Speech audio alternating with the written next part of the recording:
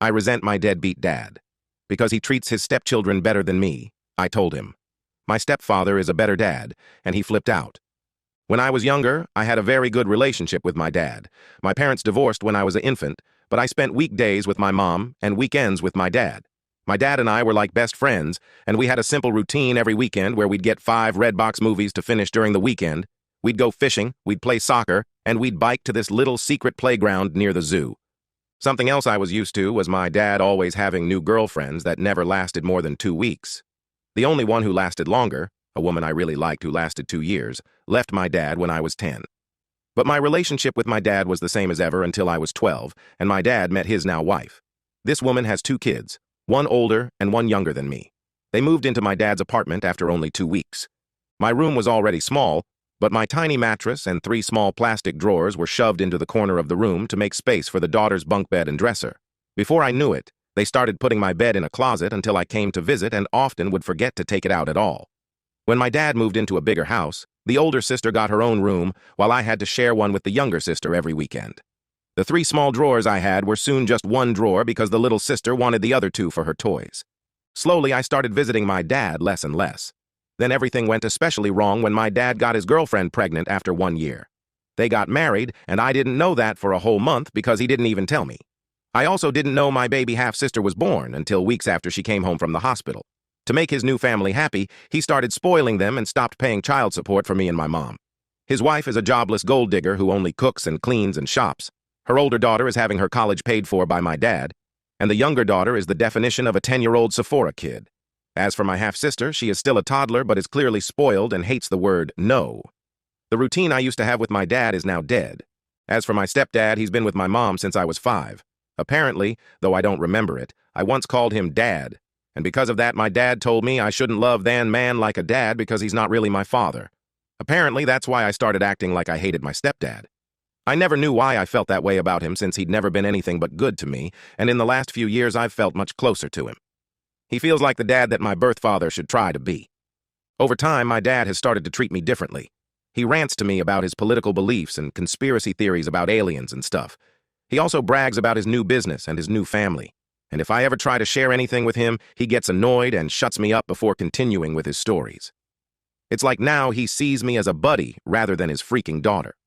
Also, it was during these last few years that I learned the reason he and my mom divorced was not because they weren't right for each other, but rather because my father cheated on my mom while visiting his family in Canada. I am now 15, and I have become a completely different person than the one my birth dad remembers. I no longer love the beach or soccer, and I now love music and reading and writing. I have written and published 2 books since 2022, and am writing the 3rd in my series. My stepdad supports my dreams and loves me so much that he brags about me to friends and family and calls me his daughter. My stepdad has an actual daughter who I love like a real sister, though she lives up north with her boyfriend, and I don't see her often. Still, though, I love them more than I love my birth dad and half-sister who I'm actually related to.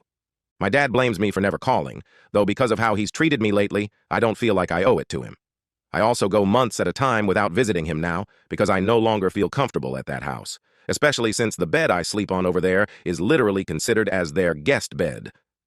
In my birth dad's house, I am a guest. Because of all of this, I resent my dad. I haven't told anyone about this, so no one is calling me a jerk, but I'm wondering if I am because my dad is in love with his new family, and I'm wondering if it's a bad thing I'm not happy for him. Am I the jerk? Update. Hello? So, I made a post a few months ago talking about how my dad has basically stopped treating me like his daughter now that he has a new family. Not much has happened since, but here's an update anyway.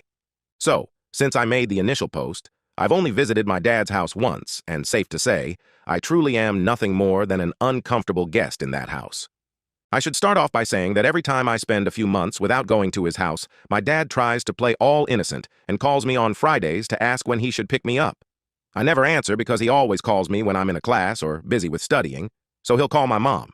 But because he never asks me in advance, I tend to have plans on weekends with my cousins, friends, or just to work on writing since I am still working on my 3rd book and it takes a lot of focus that I can't get in his house. Actually, I'm now just going to call him Eric. He's honestly not been as much of a dad figure to me as my stepdad has. Anyway, it was my mom who had decided I would go over to his house. Despite the fact that Eric hasn't paid child support in over 2 years now, and I hate going to his house, My mom says I should just visit from time to keep him from getting the court involved.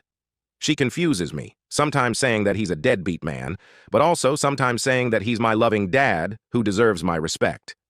However, under the circumstances, I'm fairly certain that nothing would be any different since I never visit him, and he doesn't pay child support anyway. In fact, once on Christmas, he bought a bunch of new gifts for his family and wrapped them up and everything. But weeks before Christmas, when I was visiting, he drove to Walmart so his wife could do groceries, and he handed me $200 and said, "Merry Christmas. Buy yourself something and the rest can be child support or whatever." I bought 2 books, but the rest of the money that was supposedly child support was nothing near to the amount he owed. I have told my mom I would be happier if he lost custody of me and my stepdad adopted me, but she thinks that's too extreme and says, "He's still your dad. He deserves your respect and love." Now, about the weekend I visited him, from the minute Eric picked me up, all he talked about was his new family. He talked about the older sister and her boyfriend, the younger sister and the shopping she does, and my half-sister who can now talk a little bit. I stayed silent the whole ride until he asked me a question about my school. And when I answered his question, he got frustrated and went into a conspiracy theory rant. I tuned him out for the rest of the drive after that. The rest of the weekend wasn't any better. The older sister did what she always does when I visit and locked herself in her room, only coming out when I left the house, or when I was in the bathroom so she wouldn't have to talk to me. And the younger sister had a friend of hers over, and her friend had her stuff tossed on my bed and was sitting on it, because it's the bed she sleeps in when she has sleepovers. Eric's wife did a poor job of hiding how bothered she was by me visiting. More than once, she has been completely shocked. I was visiting because Eric didn't tell her, so she couldn't disagree. And also, most of the weekend consisted of Eric taking me and my half-sister to a playground so she could run around with her friends, and I sat on a bench to read, but I didn't have much time to myself since Eric kept leaving and told me to keep an eye on my half-sister who is a wild and fussy kid. I'm not a babysitter, and while I am good with kids, that does not mean I enjoy putting my own time aside to look after them when they're not my responsibility. I had to spend 2 days in either pure chaos or discomfort, and I had a talk with my mom about me not wanting to go over there anymore. She said that's fine and she won't force me to go anymore, but since she said that before, I don't believe her. I don't have anyone to really talk to about this, and this whole situation is stressing me out, because I don't remember my dad ever being as happy as he is now, and I still sometimes feel like I should be happy for him. I don't know what to do, and any advice on anything I could do would be helpful. Everyone who's commented on my last post so far has said I'm not the jerk, and that Eric isn't acting the way a dad should, but he still reaches out from time to time and says, I'm his baby girl who he loves.